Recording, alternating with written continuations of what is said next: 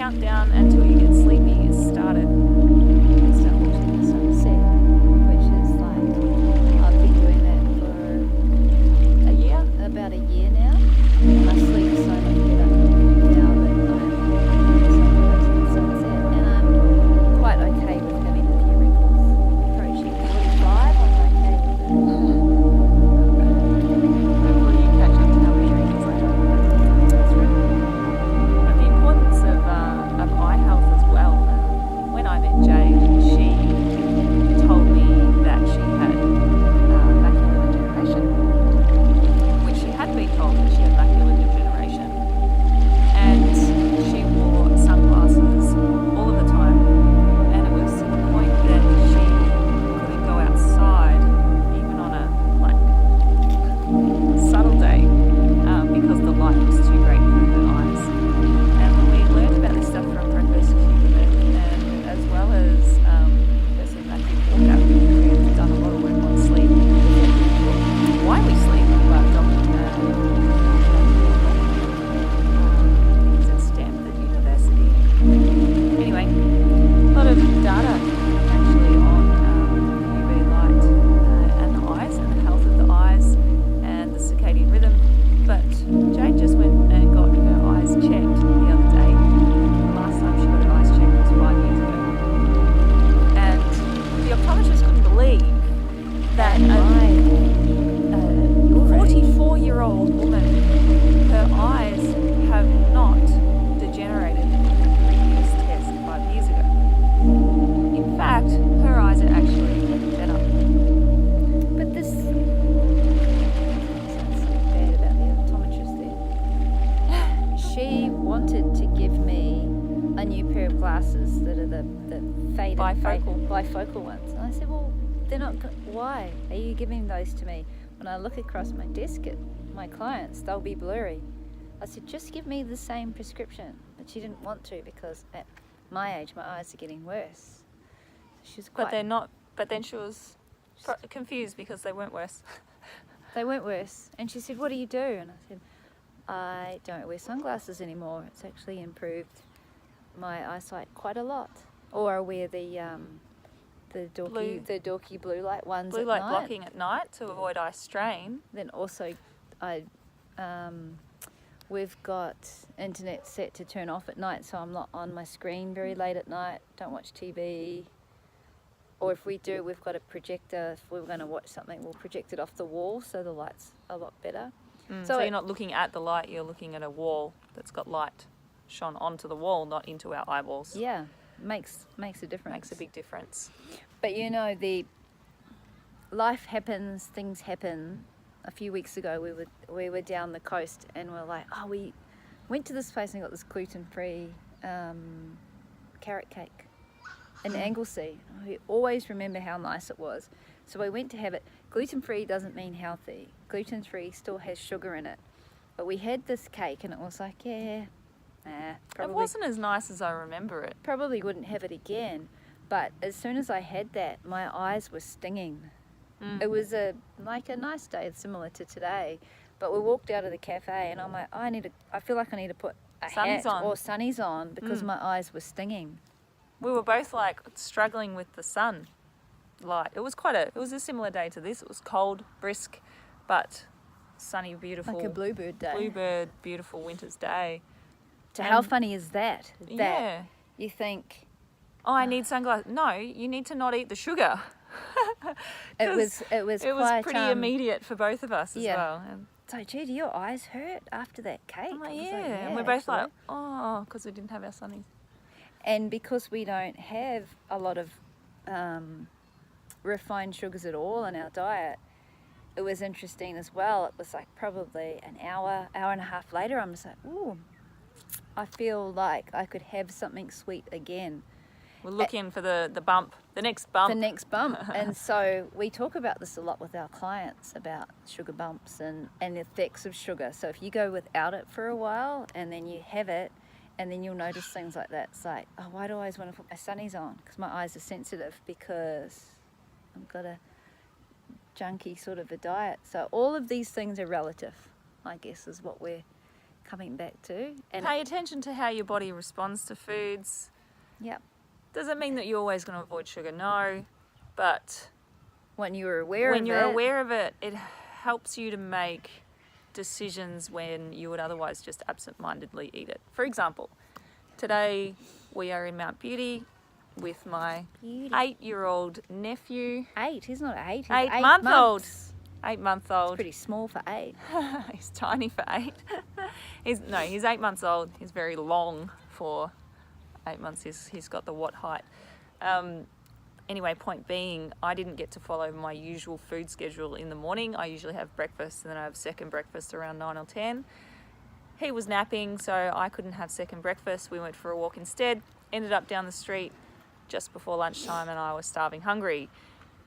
We decided I was getting shitty. She was shitty. I looked over at her. I don't get shitty, I get useless. Her lip was dragging down here somewhere. We went to the cafe to get a coffee and of course I start seeking out if they've got a gluten-free treat because I'm feeling low on energy and I wanted energy.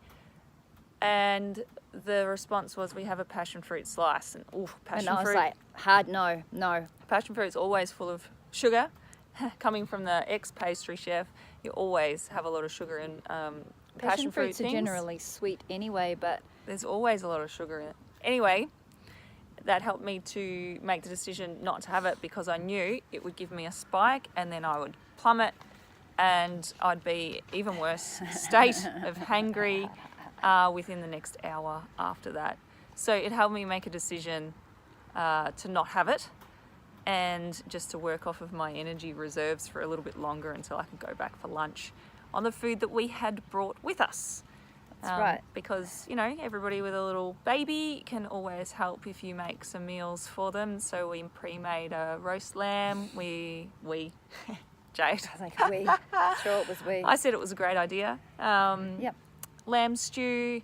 We bought some sausages, a box of chopped up slaw, and it just helps. And they're so grateful because they've got a young baby, and you know how hard it is to get these things, food prepared and organised. And so that's what we do. That's how we show love to our families and to those people with us, is help them have good food when they're, under the pump with little freshies, little fresh babies. What was funny in the morning though, because we would have completely different breakfasts. I have some sort of meat soup, usually meat and vegetable soup in the morning. I still had that. But I was like, I don't know what the schedule's like, so I had a little bit more than usual. So normally I'm the hangry one, and I had my same usual breakfast because I thought I'd have a second only breakfast. One. Yeah, but I didn't have the second breakfast that I normally have because my digestive system is smaller and weaker. I do best with small meals. I had my small meal and I needed my next small meal and it wasn't there. So often when we find that mood change, and you're like, and you get fed up and you get irritable and all these things start happening, you will just go and grab the first thing that you can get your hands on, which is usually junk. And I can get junk 24 hours a day if I wanted to, but then that makes you feel like junk. So it's about being prepared for hunger, really. Yeah. But people are like, I also can't food prep. I can't food prep, Jade. It's too hard. It's like, well, what's harder, being What's a harder grumpy is being bitch? an emotional roller coaster. Yeah. But we went home. We had the slaw that was ready for us with the pre-roasted veggies and our delicious sausage from Otway Prime Meats. They're delicious, and that would be amazing. we would have if we were like famous. We'd be like Otway Prime. Get your Otway Prime. Prime. They don't even have a Facebook page. There's Otway no point in me Prime. plugging them. It's a pretty nice meat though. But man, they're really lovely. But South Geelong farmers markets, if anyone's in that area, see Lisa at Otway Prime, just because she's awesome. But yeah, we had our sausages, preservative free, grass fed, farmed just up the road in Pennyroyal from where we live, and happy days. Hanger's gone, and it's taking the time or giving yourself that moment to self-reflect and go, hang on a minute, am I going absent-mindedly reaching for fast energy, I need to acknowledge that I just need to eat something. We made that conscious. We knew what was happening. It's not like that, oh my God, I'm angry and I'm frustrated and I'm going to take it out on everybody around me. It's and like, you know, that's how I used to live. That's how I lived constantly. So it would be like, go about my day. Yeah. Oh my God, I would look at and everyone else is the moron. everyone else Yeah. would just piss me off, like by looking at me, pretty much. So I lived like that for years. And then what I would do, especially if I was on holiday, because I'd be running around Yeah. trying to make the most of where I was, I'd get to the point where I was so shitty, then I'd go and get drunk. Yeah.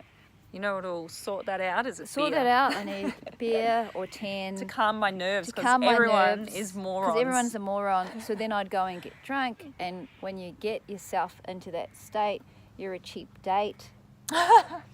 So I'd get so drunk, and then I would just eat crap, and so it went on and on and on. And so when I talk to people, well, when I talk to my clients, and I hear this pattern on them, I'm like, I know exactly what you're talking about. We were And that they're like, once. And they're like, oh, but you can't be because you're so healthy and you're so good. It's like, wow. That's what Man. that's what these things are about. These things are about.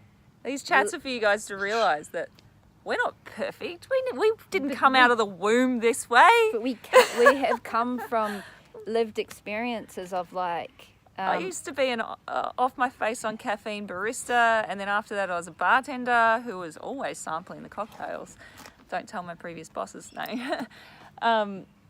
You know, we're both hospitality. You think that we haven't lived this? We understand. That's how we can identify it when you're... Yes. I used to use the word phrases that I needed bread. You know what? That's an addict speaking. That was addict speaking, because Well, I don't actually... have time to eat, so you'll have something like a... Yeah.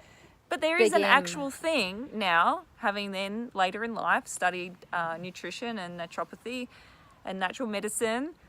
There is such a thing as called allergy addiction. People, dairy as well, when you eat things that don't go well with you, it I love ice actually releases opioid-like substances. It gets you a little bit high that you've just eaten something that goes so against your system. Yeah. So I know it seems like unbelievable, but yeah, it is kind of unbelievable. Why would you do that? Every time you get you end up... I actually worked with a chick, and she was lactose intolerant, but she thought that she wasn't living life because she was deprived of ice cream, and so she would make the conscious decision to have the ice cream and then be on the toilet for the next half a day. Like, why are you doing that? There's no other explanation other than allergy addiction. She was addicted to that rush that it gave her. Well, to consume it. That's a whole nother chat we could have about allergies and intolerances and that sort of thing. Because I often hear, but I'm not a celiac, so it's okay. Oh, I'm not a celiac either, but I don't know. I'm still If I could asleep be- 20 minutes after eating If it. I could be bothered to show you what happened, I would eat a sandwich and you could just watch it happen. It's not nice, but I'm not technically a celiac. So there's a whole raft of understanding about yourself and food and things. And if you are still going out, reaching for that big M because you feel like you need energy or that... I saw these things But I in need it. Epco the other day, Oh, and they had first ingredient, sugar. second ingredient glucose, and it had a preservative in that I must look up because I have was never... it a H? It was an H number, not an Yeah. E number. It was H. Oh, it was like it looked like an ice 5227. cream sandwich thing, but it was ambient, so it looked like an ice cream sandwich with sprinkles on it. It had about 8 different colours in it, And sugar and glucose. and they were on sale in the trough in Epco, and I was like, oh man, that's just Horror. that's a horror in a freckle bit of plastic. Horror in a pretty little packet. Anyway, I think we've gone off track. We've gone on many tracks there. The point I think we're trying to make is... Do we ever make a point? No, But you need to reflect, like give yourself the time, when you're making changes